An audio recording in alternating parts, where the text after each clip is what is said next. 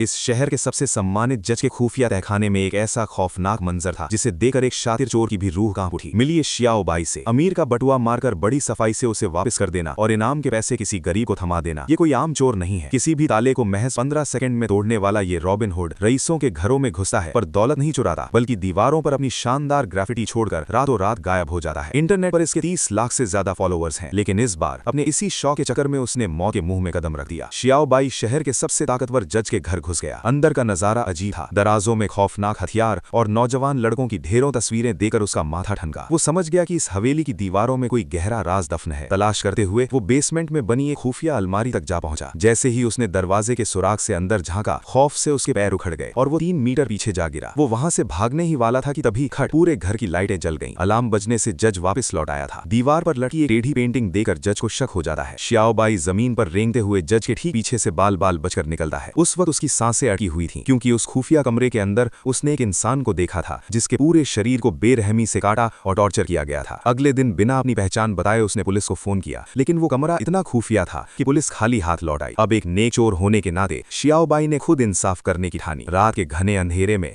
वो बेसमेंट की उसी अलमारी में छिपकर बैठ गया। जैसे ही उस खूनी जज ने अपने खुफिया कमरे का दरवाजा खोला, शियाओबाई ने अपना सबसे खतरनाक हथियार उठाया और सीधे अंदर धावा बोल दिया। अब इस बंद कमरे से कोई एक ही जिंदा बाहर आएगा।